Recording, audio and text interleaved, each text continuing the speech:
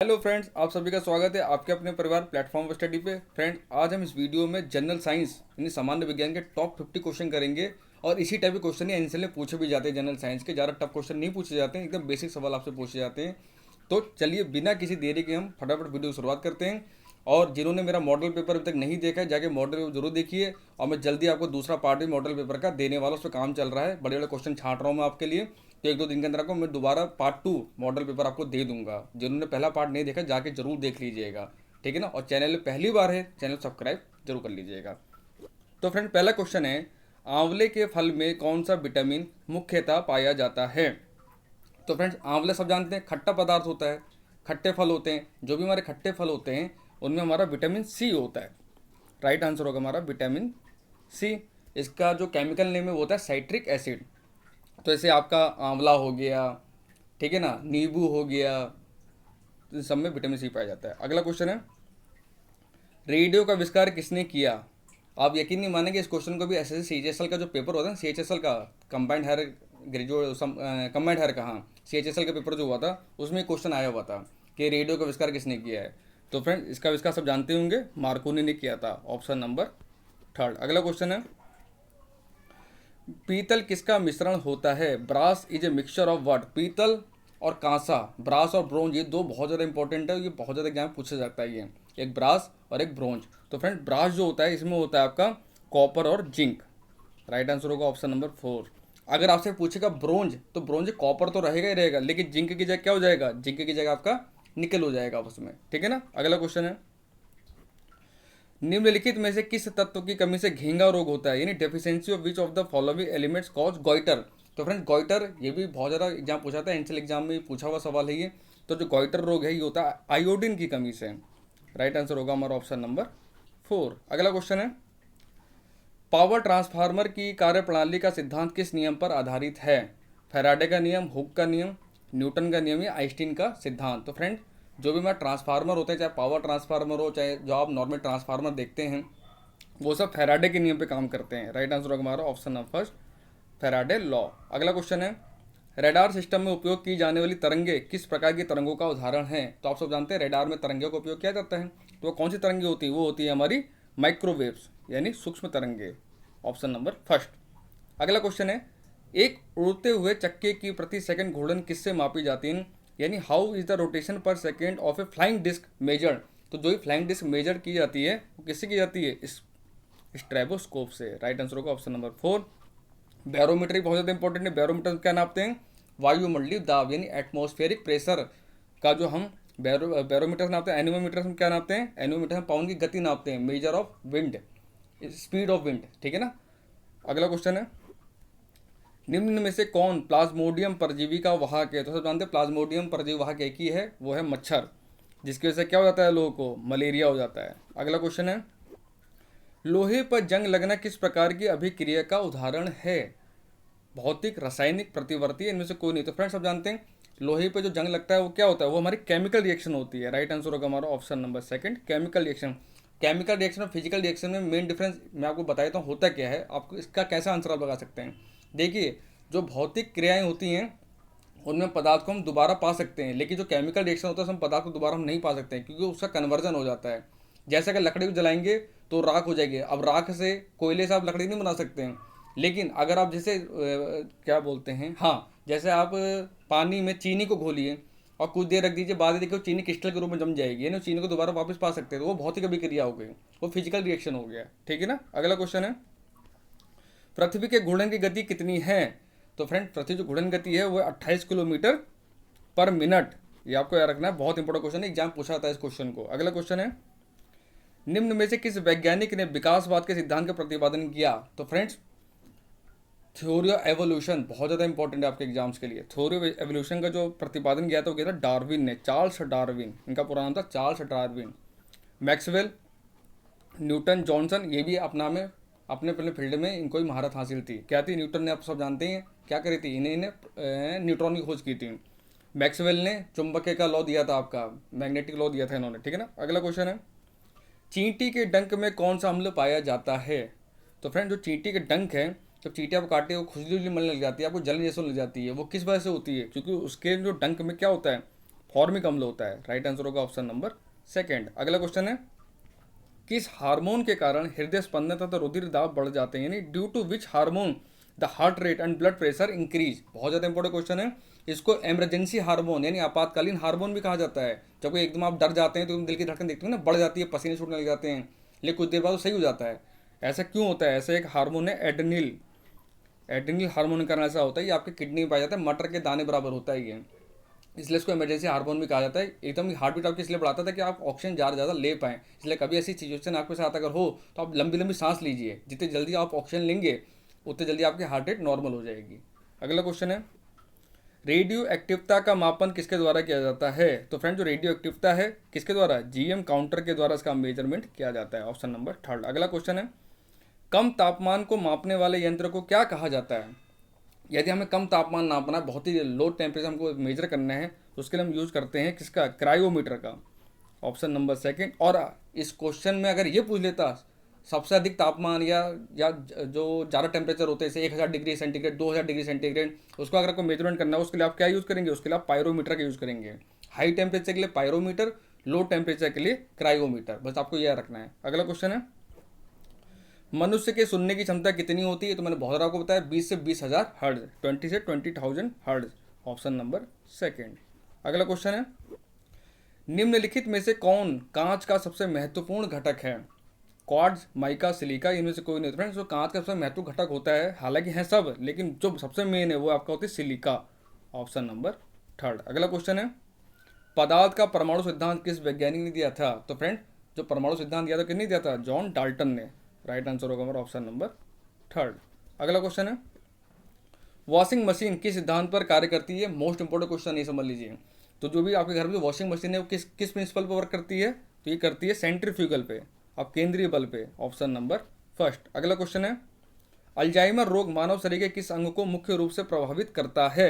तो फ्रेंड जो अल्जाइमर रोग है इससे मस्तिष्क जो ब्रेन होता है वो प्रभावित होता है। अगला क्वेश्चन है, फ्लोरेसेंट लैम्प में चौक के उपयोग का मुख्य उद्देश्य क्या है? तो आप देखते हैं घर में जो रॉड वगैरह लगी रहती है उनमें एक चौक लगा होता है, उसका काम क्या होता है? उसका काम होता है विद्युत धारा के प्रवाह को कम करना। अगला क्वेश्चन है, यदि किसी तत्व का परमाणु क्रमांक बराबर है लेकिन परमाणु भार भिन्न भिन्न है तो उस तत्व को क्या कहते हैं? यानी if the atomic number of an element is the same but the atomic weight is different then what is that element called? तो उसको हम कहते हैं आइसोटोप्स, समस्थानिक। Option number second. अगला क्वेश्चन है, निम्न में से किन किरणों का उत्सर्जन रेडियोक्टिवता के दौरान नहीं होता है? तो फ्रेंड्स आप जानते हैं रेडियोक्टिवता में 3 किरणें निकलती हैं, अल्फा, बीटा, गामा। ये तीनों बड़ी खतरनाक किरणें होती हैं, लेकिन कैथोड किरण नहीं निकलती है। तो राइट आंसर होगा हमारा ऑप्शन नंबर 4। बाकी अल्फा, बीटा, गामा ये तो निकलती हैं आपकी, ठीक है ना। अगला क्वेश्चन है, पीयूष ग्रंथि मानव शरीर किस अंग में स्थित होती है? पीयूष ग्रंथि इसको मास्टर ग्लैंड भी कहा जाता है, मैंने बहुत बार बताया आपको। इसको पिट्यूटरी ग्लैंड भी बोला जाता है और ये आपकी पाई जाती है मस्तिष्क में। Option number 4। अगला क्वेश्चन है, निम्नलिखित में से कौन सी गैस चूने के पानी को दूधिया कर देती है? ये भी बहुत ज़्यादा पूछा था एग्जाम में। तो चूने के पानी को जो दूधिया करती है वो गैस है आपकी कार्बन डाइऑक्साइड।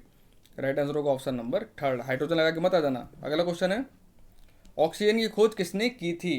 तो सब जानते हैं जो प्राणवायु हमारी ऑक्सीजन की खोज की थी प्रिस्टली और कॉल सीले ने। Option number both A and B. अगला क्वेश्चन है, हमारे पृथ्वी का वायुमंडल कितने भागों में बटा हुआ है? तो सब जानते हैं 5 भागों में बटा हुआ है। Option number third. वो 5 भाग कौन कौन से हैं? जैसे सबसे पहले क्षोभ मंडल है, ट्रोपोस्फीयर है, स्ट्रेटोस्फीयर है, आयोनोस्फीयर है, एक्सोस्फीयर है, ठीक है ना, ये आपने पढ़ा होगा, वही है ये लेयर है। अगला क्वेश्चन है, वायुमंडल में उपस्थित सबसे हल्की गैस कौन सी है? तो फ्रेंड्स हमारा एटमॉस्फेयर में सबसे हल्की गैस जो है वो है आपके हाइड्रोजन। Option number first. अगला क्वेश्चन है, हमारी पृथ्वी में सबसे अधिक मात्रा में कौन सी धातु मौजूद है? यानी which metal is present in largest quantity in our earth? तो सबसे ज़्यादा कौन सी है? वो है हमारी एल्यूमिनियम। Option number second. अगला क्वेश्चन है, हमारे मुंह के पार्श्व भाग में स्थित टॉन्सिल का मुख्य कार्य क्या होता है? आप देखते हैं ना ठंड में बहुत से लोग टॉन्सिल हो जाते हैं, कहते हैं हमको टॉन्सिल हो गया, गले में बोलने में बड़ी प्रॉब्लम होती है, खाना खाने में बड़ी प्रॉब्लम होती है। तो उसका काम वैसे होता क्या है? उसका काम होता है रोगाणुओं का विनाश करना, यानी destroy germs. Option number second. अगला क्वेश्चन है, निम्नलिखित में से कौन सा पदार्थ क्लोरीन के साथ अभिक्रिया करके ब्लीचिंग पाउडर का उत्पादन करता है? मोस्ट इंपोर्टेंट सवाल है ये। ब्लीचिंग पाउडर के साथ कैसे ब्लीचिंग पाउडर बनता है? क्लोरीन से कौन सी गैस करती है? सिलेक्ट लाइम, बुझा हुआ चूना, बिना बुझा चूना, चूना पत्थर, जिप्सम। तो देखिए ऑप्शन नंबर थर्ड और फोर्थ नहीं है। इसके बाद क्या किसका प्रयोग किया जाता है? इसके बाद बुझा हुआ चूने का प्रयोग किया जाता है। राइट आंसर होगा हमारा ऑप्शन नंबर फर्स्ट, ठीक है ना। और क्लोरीन का फॉर्मूला पूछा जाता है तो CaOCl2, कैल्शियम ऑक्सी क्लोराइड इसको बोला जाता है, ठीक है ना। और क्लोरीन का एटॉमिक नंबर बहुत ज़्यादा पूछा था एग्जाम के अंदर, उसका एटॉमिक नंबर होता है 17, ठीक है ना। अगला क्वेश्चन है, निम्नलिखित में से किसकी आयु का पता लगाने के लिए रेडियो कार्बन डेटिंग का उपयोग किया जाता है? तो रेडियो कार्बन डेटिंग का उपयोग मैक्सिमम फॉसिल के लिए किया जाता है, जीवाश्म के लिए। जैसे अब जैसे जैसे डायनासोरों के फॉसिल मिलते हैं तो उनको कैसे पता लग जाता है कि इतने साल पुराना है, 10,000 साल पुराना, 1 लाख साल पुराना, 2 लाख साल पुराना, वो इसी के द्वारा पता लगता है कि इतना पुराना जीवाश्म है, ये फॉसिल है, ठीक है ना। अगला क्वेश्चन है, ट्यूबलाइट में मुख्यतः कौन सी गैस भरी जाती है? तो फ्रेंड जो ट्यूबलाइट होती है, घरों में जो आपने ट्यूबलाइट देखा होगा, इसमें कौन सी गैस होती है? इसमें मरकरी वेपर होता है एक तो, और दूसरा आपका होता है आर्गन, ऑप्शन नंबर सेकेंड। अगला क्वेश्चन है, ठोस की शुद्धता का निर्धारण किसके द्वारा किया जाता है? तो आप सब जानते हैं, अगर कोई भी चीज़ सॉलिड है उसकी प्यूरिटी हम कैसे पता करेंगे? जाहिर सी बात है उसे गलनांक से पता करेंगे हम कि कितने देर में गल रहा है वो, तो गलनांक बिंदु के द्वारा, bye melting point, option number third. अगला क्वेश्चन है, निम्नलिखित में से किस धातु को चाकू से आसानी से काटा जा सकता है? तो चाकू से आसानी से काटा जा सकता है वो है आपकी सोडियम, और सोडियम को केरोसिन ऑयल में रखा जाता है। ये भी क्वेश्चन पूछा था एग्जाम में कि मिट्टी के तेल में कौन सी धातु रखी जाती है, तो आप आंसर लगाएंगे सोडियम, क्योंकि बहुत ज़्यादा अभिक्रियाशील होती है, बहुत ज़्यादा रिएक्टिव होती है ये। अगला क्वेश्चन है, न्यूलैंड के अनुसार उस समय प्रकृति कुल कितने तत्व मौजूद थे जब न्यूलैंड ने अपना अष्टक नियम दिया था? सब जानते हैं अष्टक नियम बहुत ज़्यादा पूछा था एग्जाम्स के अंदर, खासकर ग्रुप डी का तो बहुत फेवरेट क्वेश्चन होता है ये। तो न्यूलैंड ने अष्टक नियम दिया था, जब समय न्यूलैंड ने अपनी अष्टक नियम दिया था उस समय 56 एलिमेंट ज्ञात थे। राइट आंसर होगा ऑप्शन नंबर थर्ड। अगला क्वेश्चन है, सार्वत्रिक गुरुत्वाकर्षण के लिए जी का मान किसने दिया था? तो फ्रेंड जो जी का जो मान है वो दिया था कैवेंडिश ने, ऑप्शन नंबर 4। न्यूटन लगा के मत आ जाना। अगला क्वेश्चन है, प्रकाश संश्लेषण में निम्नलिखित में से किस तत्व का ऑक्सीकरण होता है? In which of the following elements oxidize in photosynthesis? यही बहुत ज़्यादा इंपॉर्टेंट क्वेश्चन, बहुत ज़्यादा एग्जाम में पूछा जाता है ये। तो आप आंसर लगाएंगे जल, ऑप्शन नंबर थर्ड। जब जल का ऑक्सीडेशन होता है तभी तो आपको ऑक्सीजन मिलती है। फोटोसिंथेसिस में होता है क्या? कार्बन डाइऑक्साइड गैस लेते हैं बड़े पौधे, बदले में आपको ऑक्सीजन देते हैं, ठीक है। अगला क्वेश्चन है, स्वचालित वाहनों में प्रयुक्त द्रव चालित ब्रेक किस सिद्धांत पर कार्य करता है? तो फ्रेंड जो द्रव चालित ब्रेक है वो पास्कल लॉ पे सिद्धांत पे काम करते हैं, नहीं pascal law, option number second. अगला क्वेश्चन है, हमारी हड्डियों और दांतों का मुख्य संगठक क्या होता है? तो फ्रेंड हम जानते हैं हमारी हड्डियों और दांतों के लिए क्या जरूरी है? कैल्शियम, और वो क्या होता है? Calcium phosphate, option number 4। अगला क्वेश्चन है, माइकोलॉजी में किसका अध्ययन किया जाता है? तो फ्रेंड जो माइकोलॉजी है ये बहुत इंपॉर्टेंट है, ये भी माइकोलॉजी में फंगस का अध्ययन किया जाता है, नहीं कवक का अध्ययन किया जाता है, ऑप्शन नंबर फर्स्ट। निम्नलिखित में से किस विटामिन में कोबाल्ट धातु पाई जाती है? तो फ्रेंड जो कोबाल्ट धातु है वो विटामिन B12 में पाई जाती है। राइट आंसर होगा हमारा ऑप्शन नंबर थर्ड। अगला क्वेश्चन है, किस तत्व की अधिकता से ब्लू बेबी सिंड्रोम होता है? यही बहुत ज़्यादा एग्जाम पूछा था, ब्लू बेबी सिंड्रोम।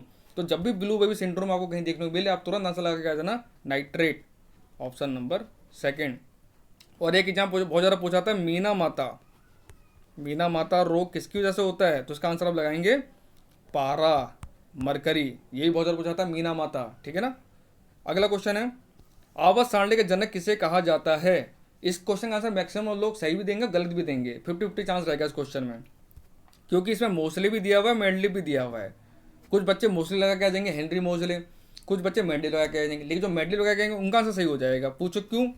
क्योंकि इसे सिंपल से पूछा है who is called the father of periodic table, लेकिन अगर यहाँ पे एक शब्द और जोड़ दे modern father of modern periodic table, यानी आधुनिक आवर्त सारणी का जनक किसे कहा जाता है, तब आंसर लाएंगे हेनरी मोस्ले, तब मेंडली का गलत हो जाएगा।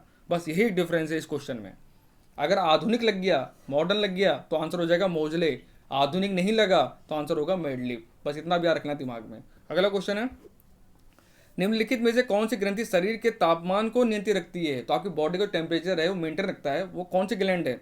तो वो आपके हाइपोथैलेमस, ये आपके माइंड में पाई जाती है, ब्रेन में। अगला क्वेश्चन है, निमोनिया से मानव शरीर का कौन सा अंग सबसे अधिक प्रभावित होता है? तो देखते हैं ना छोटे बच्चों को निमोनिया बहुत जल्दी जाता है ठंड वगैरह में, तो उससे कौन सा अंग प्रभावित होता है? उससे होता है फेफड़ा, लंग्स। अगला क्वेश्चन है, हैजा के टीके की खोज किस वैज्ञानिक ने की थी? यानी कोलेरा वैक्सीन, हाँ कोलेरा वैक्सीन। तो कोलेरा वैक्सीन की जो खोज की थी वो की थी जोसेफ लिस्टर ने, ऑप्शन नंबर फर्स्ट। यहाँ पे देखिए एक नाम है एडवर्ड जेनर, ये बहुत ज़्यादा इंपॉर्टेंट है। इन्होंने चेचक के टीके खोज की थी, चेचक वैक्सीन की खोज की थी। लुईस पास्चर बहुत ज़्यादा इंपॉर्टेंट है, इन्होंने किसी खोज की थी, इन्होंने रेबीज टीके की खोज की थी। अगर रेबीज टीका पूछा जो कुत्ते काटने से होता है तो आप आंसर लगाएंगे लुईस पास्चर। अगर चेचक पूछेगा तो आंसर लगाएंगे एडवर्ड जेनर, और अगर कोलेरा पूछेगा यानी हैजा तो आंसर लगाएंगे जोसेफ लिस्टर। अगला क्वेश्चन है, भ्रूण को भोजन किस माध्यम से प्राप्त होता है, यानी through what means does the foetus receive food. Foetus जानते हैं, जो माँ के पेटे जब बच्चा बनता है उसको भ्रूण बोला जाता है, एम्ब्रॉय, ठीक है ना। तो उसको भोजन कैसे मिलता है, वो कैसा ना भोजन खाता है, वो खाता है गर्भनाल के द्वारा, यानी through the umbilical cord. Option number third. अगला क्वेश्चन है, फूलों और बीजों को विभिन्न प्रकार के आकर्षक रंग कौन प्रदान करता है। और देखते हैं ना फूल कितने रंग बिरंगे होते हैं, बड़े मन को भाते भी हैं, एकदम लाल, एकदम हरे, एकदम पीले, रंग बिरंगे फूल आप देखते हैं, उसमें कौन सा पिगमेंट होता है, ये पिगमेंट पूछ रहा है। तो आंसर लगाएंगे क्रोमोप्लास्ट। Option number second. अगला क्वेश्चन है लास्ट क्वेश्चन वीडियो का, खारे पानी में पैदा होने वाले पौधों क्या कहा जाता है। अभी सीआईएसएफ का पेपर हुआ था 1 महीना पहले, उसमें पहला क्वेश्चन जीके का यही पूछा गया था कि खारे पानी में पैदा होने वाले पौधों क्या कहा जाता है। तो वो कहा जाता है हेलोफाइट्स। ऑप्शन नंबर फर्स्ट, ठीक है ना। तो आई होप फ्रेंड्स आप लोग को वीडियो अच्छा लगा होगा। Thanks for watching. वीडियो अच्छा लगा तो लाइक शेयर जरूर कीजिएगा, अपने दोस्तों को बताइएगा, जिसे चैनल में पढ़ाई जा रही है, और मेहनत से पढ़ाई करिए, और एग्ज़ाम को क्रैक करना ही करना है, वो तो कराना ही मेरा काम है, बाकी मेहनत आपका काम है। दूसरा मैं मॉडल पेपर जल्दी आपको देने वाला, दूसरा पार्ट, ठीक है ना। मिलते हैं आपसे कल।